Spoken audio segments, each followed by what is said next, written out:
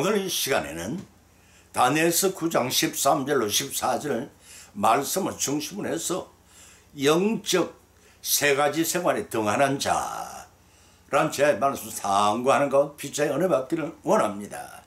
말없이 묵묵히 많은 일을 하는 사람을 소같이 일하는 사람이네, 소같이 부지런한 사람이라고들 말합니다. 어느 봄날 들에서 우직한 황소 한 마리와 노새 한 마리가 열심히 일을 하고 있었습니다. 늦게까지 일하고 돌아온 황소가 그날 따라 씩씩거리며 이제부터 일하지 않겠다고 결심하고 다음날 외양간에 죽치고 있었습니다. 그러나 집에서 쉬면 편할 줄 알았는데 웬일인지 일할 때보다 더 심기가 불편했습니다. 그날 밤 궁금히 여긴 황소가 일터에서 돌아온 노새에게 설정 물어보았습니다. 야, 오늘 내가 일하지 않은 것에 대해서 우리 주인이 뭐라고 하든. 그러자 노새가 아무렇지 않게 대답해 줬습니다. 네가 일하지 않은 것에 대해서는 아무 말도 안 하셨어? 다만 집에 돌아오는 길에 도살장의 백정과 꽤나 오랫동안 이야기 나누던걸? 뭐라고? 도살장 백정하고? 대답하는 노새의 말에 황소는 공연히 불안해졌습니다. 하나님께서는 황소같이 일하다 꾀를 부리거나 게으른 자를 쓰실 수가 없습니다. 우리는 성경을 통해서 오직 부유한 자들만이 하나님의 성견일에 부르신다는 것을 알 수가 있습니다. 마태복음 25장 26절에서 예수님께서 친히 말씀하신 것처럼 악하고 게으른 종아라고 책망하신다면 우리는 뭐라고 말할 것입니까? 너무나 게을러서 하나님의 성견일을 등한시했다면 이 시간부터라도 돌이켜보고 회개해야 하지 않겠습니까? 첫째는 영적으로 태만한 사람은 예배 생활을 게을리 한다고 했습니다. 둘째는 영적으로 태만한 사람은 기도 생활을 하지 않는다고 했습니다.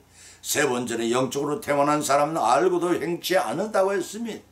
과연 그러한지 성경에서 이 세 가지 말씀을 본문으로 발차에 삼고 상고하는 가운데 성령님의 감동, 감화, 역사하심의 힘이며 피차에 풍성한 은혜받는 귀한 시간이 되시기를 예수님의 이름으로 간절히 축원드립니다.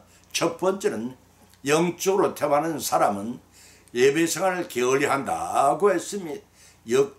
역대하 29장 10절로 11절을 처럼 기록하기를 이제 이스라엘의 하나님 여호와 더불어 언약을 세워 그 맹렬한 도로 우리에게서 떠나게 할 마음이 내게 있노니 내 아들아 이제는 게으르지 말라. 여호와께서 이미 너희를 택하서 그 앞에 서서 수종들어 섬기며 분양하게 하셨느니라 하고 하였습니다. 본문의 말씀은 신정국가로서의 신앙 회복을 위한 히스기야 왕의 성전 청결에 관한 내용입니다. 당시처럼 오늘날의 우리의 믿음 생활은 어떠하다고 생각하십니까? 영적 침체의 상태에 놓여있다면 여기서 벗어나기 위해 먼저 교회를 통해 예배 생활을 회복해야 되고 성도 간의 교제를 회복해야 되며 성결한 삶을 회복시켜 영성생활이 그래야 영성생활이 살아납니다. 영적 침체는 마치 잠자는 자의 상태 같아서 먼저 졸음이 오는 영적 게으름을 축출해야 합니다. 주님의 계명을 쫓는 생활을 부지런히 해야 믿음이 회복됩니다. 영혼을 청격하는 생활을 추진해 나가야 구원받는 일에서 제외되질 않습니다. 조선 왕조 말 서양의 신문명이 들어올 무렵의 일입니다. 어느 댁에서 대감이 서양 선교사로부터 비누 한 개짝을 선물로 받았습니다. 그래서 그것을 써보았더니 때가 잘 식히는 것이 여간 신기하지를 않았습니다. 어느 날 대감은 문객들을 불러다 놓고 비누를 자랑한 후 그들에게 비누를 하나씩 나누어 주었습니다. 그러자 문객들은 종전보다 더 아첨을 떨며 수선을 피웠습니다. 바로 그때 문격의 자리에 앉아있던 이상재 선생이 주머니에서 작은 칼 하나를 꺼내더니 대감으로부터 받은 작은 비누를 깎아서 먹는 것입니다. 놀란 대감이 소리쳤습니다. 이 사람아, 그건 과자가 아닐세. 때를 씻는 물건이세 물건. 하고 대감이 말하자 이상재 선생은 천연덕스럽게 대답했더랍니다. 알다마다요. 여러분은 이것으로 얼굴에 때만 씻지만 저는 뱃속의 때를 씻어 볼까 해서 먹었습니다.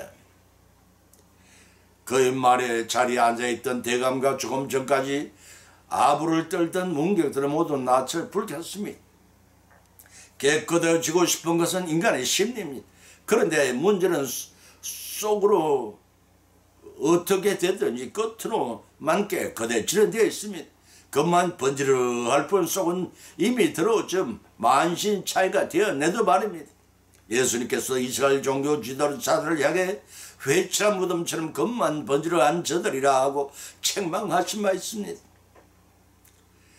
본문의 히스기야 왕이 제사장과 레위 사람들에게 성전을 청결을 하도록 강조한 것도 아무도 그런 이유 때문이었을 것입니다. 히스기야 왕은 남유다 백성들에게 하나님과의 관계 정립을 위해 무엇보다 먼저 정결한 것을 강조를 했습니다.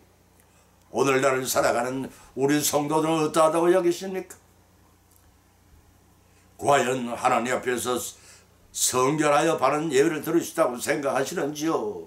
마음은 콩밭에 가 있는 비둘기처럼 몸은 예배를 드리는 교회에 있으면서도 마음은 세상 일에 다 빼앗겨 있지 않은지 한 번쯤 우리 자신을 돌이켜보시기 바랍니다.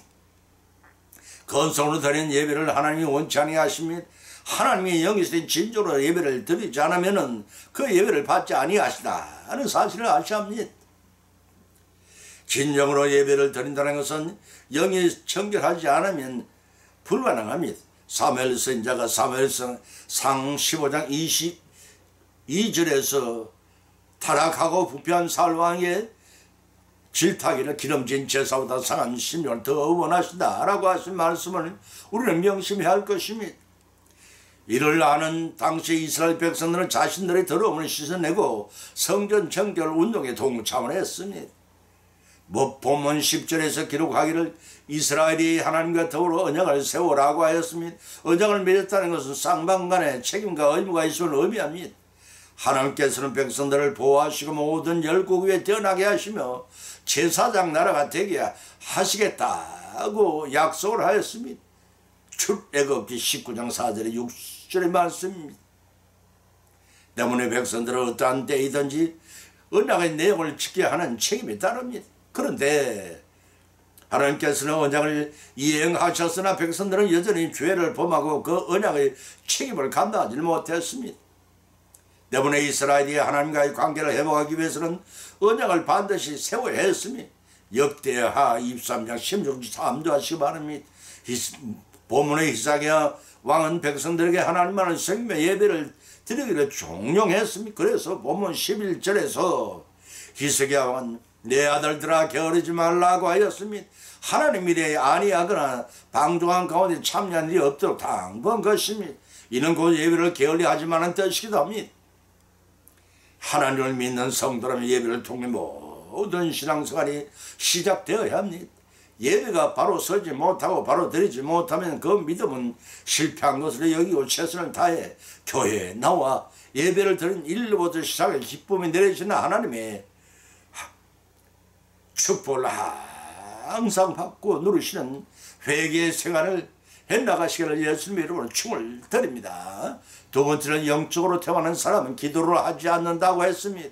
다니엘서 9장 13절로 14절 찾아본 기록하기를 모세의 율법에 기록된 대로 이 모든 재앙이 우리에게 임하였사오나 우리는 우리의 죄악을 떠나고 주님의 진리를 깨닫도록 우리 하나님 여호와의 은총을 구하지 아니하였나이다.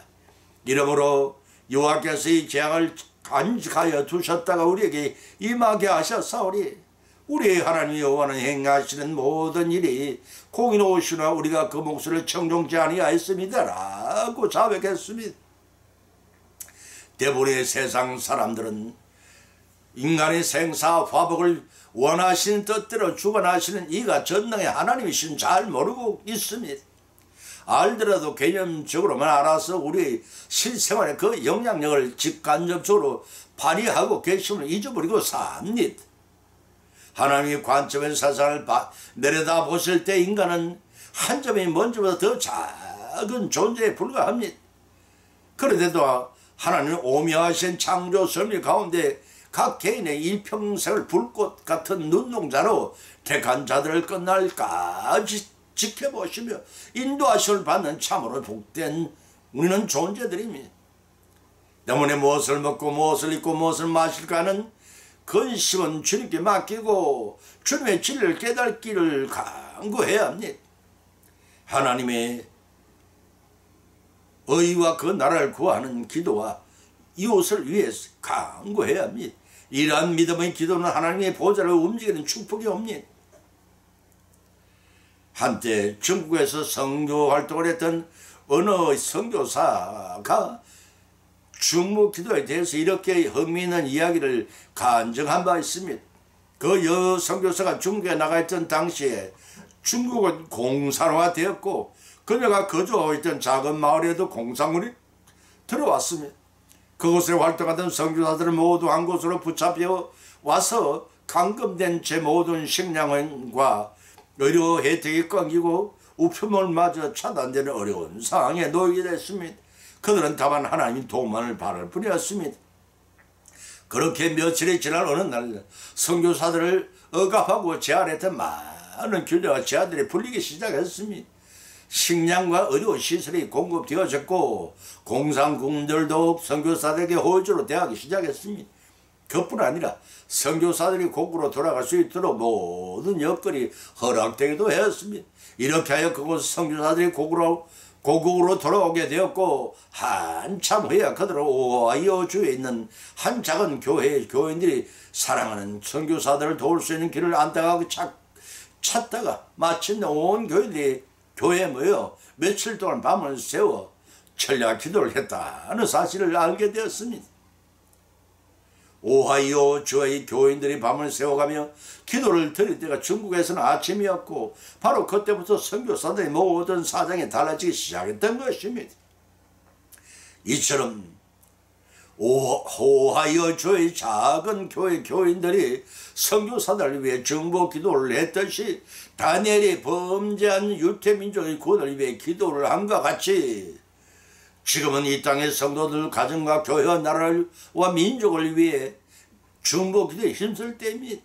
더불어 이 땅의 성도들도 가정과 교회와 나라와 민족을 위한 중보 기도에 힘쓸 때입니다. 바람 한 점 없는 호수에 돌멩이 하나를 던지며 파문이 온 호수에 퍼져나갑니다. 우리 각 사람의 기도가 교회와 나라의 호수의 파문을 벗어나가게 열심히 기도를 되십시오. 기도자가 되십시다. 기도의 불씨는 나로 시작하여 우리 가족과 내 교회에서부터 기도의 불길을 옮겨 붙게 하고 남북한 우리 발초한 민족은 물론 이웃나라 아니 전 세계 회개의 기도의 불길이 타오도록 하십시다. 본문 14절에 따른 모세의 율법에 기록된 대로 이 모든 재앙이 이미 우리에게 임하여 사울의 연총을 강구하지 아니하이나이다 라고 지적한 바 있습니다. 본문의 재앙은 심판이 내려져 시행 시기가 임박했음을 주었으며 알려주었음에 불구하고 유대인들은 여전히 죄를 회개하지 않고 주님의 자비와 긍휼이 자신에게 주어지도록 강구하지도 않았다는 뜻입니다. 이런 이스라엘의 완악함을 보여주는 겁니다. 남의 이야기가 아닙니다. 죄악에 관한 말씀은 오래전부터 하나님께서 경고하신 것은 하루 속히 깨닫고 회개하고 돌아오기를 기다리기 위한 조처이십니다.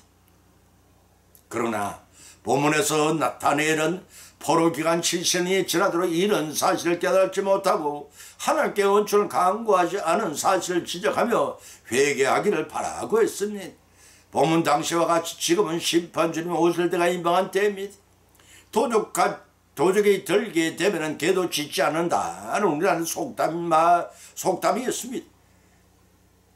귀가 무뎌진 탓이 아닙니다. 귀를 무디게 만든 것은 믿음 생활이 식은 탓입니다. 믿음이 식은 탓은 세상살이에 매달려 하나님을 멀리한 탓입니다. 그럴수록 우리의 배후에서 모든 범사를 조종하시는 하나님이심을 깨닫고 하나님 앞으로 속히 돌아와 회개의 기도를 드려야 합니다. 그래야 탕자가 모든 분깃을 탕진하고 돌아왔을 때 그 아비가 아들을 인정하는 인장반지를 끼워주고 가장 살찐 송아지를 잡아 잔치를 베풀어 준 그 아비처럼 우리 하나님께서도 우리를 반겨 맞아 주실 것입니다. 이처럼 우리의 허물을 씻어주시고 기쁨을 반겨주시고 행할 일을 형통케 하신 하나님이 줄 믿고 부지런한 회개의 기도 생활을 통해서 하늘의 축복을 풍성히 받고 누르시기를 예수님의 이름으로 축을 드립니다. 세 번째는 영적 태만한 사람은 알고도 행치 않는다고 했습니다. 야고보서 2장 14절로 16절 찾아보면 기록하기를 내 형제들아 만일 사람이 믿음이 있노라 하고 행함이 없으면 무슨 이익이 있으리요 그 믿음이 능히 자기를 구하겠느냐. 만일 형제나 자매가 일용할 양식이 없는데 너희 중에 누구든지 그에게 이르되 평안히 가라 더욱게 하라 배부르게 하라 하며 그 몸에 쓸 것을 주지 아니하면 무슨 이익이 있으리요. 이와 같이 행함이 없는 믿음은 그 자체가 죽은 것이라고 하였습니다. 본문의 말씀 우리에게 과연 이웃사랑을 베푸는 참된 신앙생활을 하고 있는가를 반문케 하고 있습니다. 이딴 그 무엇으로 정하는 생활을 하느냐 하는 것입니다. 우리는 예수를 믿는다고 하면서 예수의 말씀을 실천하지 않는 허탄한 믿음을 가진 자가 아닌지 한번 좀 돌이켜보시기 바랍니다. 예수님께서 친히 말씀하시기를 너희는 세상의 빛이라 산 위에 있는 동네가 숨기오지 못할 것이요 사람이 등불을 켜서 말 아래 두지 아니하고 등경 위에 두라니 이러므로 온 집안 모든 사람에게 비추느니라. 이와 같이 너희 빛을 사람 앞에 비추게 하여 저희로 너희 착한 행실을 보고 하늘에 계신 너희 아버지께 영광을 돌리게 하라고 하셨습니다. 베드로전서 2장 12절의 말씀입니다. 캐나다의 빈민가에서 태어나 당대의 부자가 된 깁선이란 사람의 실화입니다. 그럼 물방앗간의 심부름꾼으로 시작하여 자신에게 주어지는 모든 최선을 다했습니다. 결국 온갖 고생 끝에 살림 20만 에이카 철도 280마일이라는 엄청난 재산을 소유하여 아메리카의 겁으로 손꼽히게 되었습니다. 어느 날 인터뷰를 위해 방문한 기자가 깁슨에게 물어봤습니다. 아주 가난했던 어린 시절 보내셨다고 들었습니다. 그런데 어떻게 이렇게 큰 성공을 할 수 있었는지 그 비결을 말씀해 주실 수 있겠습니까? 그러자 깁슨은 조용히 말문을 열었습니다. 글쎄요, 굳이 성공의 비결이라고 한다면 세 가지 신조입니다. 첫째는 술을 마시지 말 것, 둘째는 수고하는 것을 싫어하지 말고 부지런히 일할 것, 세 번째는 하나님 믿고 만사를 의심하지 않는 그 기름입니다. 이 세 가지가 오늘날 나를 잊게 한 것들이지요 라고 담담하게 대답해 주었습니다. 아, 그거야 누구나 다 아는 평범한 사실 아닙니까? 하고 반문을 했을 때 깁슨은 미소를 띄우면서 다시 확신에 찬 어투로 말해 주었습니다. 알고 있다는 사실은 그렇게 중요한 것이 못 됩니다. 누구나 다 아는 하찮은 사소한 일이라도 그것을 실천하지 않으면 무슨 소용이 있겠습니까? 깁슨을 겁으로 만든 것은 해박한 지식이나 달변이 아니라 지극히 작고 평범한 일의 부진한 실천이었습니다. 이와 마찬가지로 그리스도를 믿는 자임을 공언하면서도 그 믿음을 정하는 실천 생활이 없다 무슨 소용이 있겠습니까? 사랑하는 성도 여러분, 믿노라 하면서 행함이 없는 우리의 모습이 아닌지 돌이켜보시고 행함이 없었다면 회개하십시다. 거짓 믿음은 벗어던져야 합니다. 거짓 믿음이란 실천하지 않고 따르지 않는 입으로만 믿는 믿음이요, 우리의 선한 영향을 끼치지 못하는 믿음이요, 하나님의 능력을 드러내지 못하는 믿음인 것입니다. 마태복음 7장 21절에 예수께서 말씀하시기를 나더러 주여 주여 하는 자마다 천국에 들어갈 것이 아니요 다만 하늘에 계신 내 아버지 뜻대로 행하는 자라에 들어가리라고 하신 말씀을 명심해야 할 것입니다. 아버지 뜻을 입으로만 행하지 말고 진심에 우러나는 순종으로 행함으로써 지상에는 장수의 복을 받고 천상에는 영생의 복을 받고 누리시는 성령의 믿음 생활이 되시기를 예수님 이름으로 간절히 축원을 드립니다. 결론을 맺습니다. 오늘의 본 말씀은 상고하는 가운데 피차의 믿음대로 은혜를 받았고 또한 세 가지 교훈을 받은 줄 압니다. 첫 번째는 영적인 태만 생활은 예배 생활을 게을리하게 만듭니다. 두 번째는 영적인 대만 생활은 기도를 하지 않습니다. 세 번째는 영적인 대만 생활은 알고도 행치 않습니다. 이러한 세 가지 교훈의 말씀을 받은 것을 거치지 마십시다. 우리 실생활 가운데서 실천하고 응용케 하시는 하나님이 성령 하나님이 역사하시며 힘입어 믿음인 자로 예비한 복을 다 받고 누리시기를 예수님의 이름으로 간절히 축원을 드립니다. 찬송가 369장을 올리겠습니다.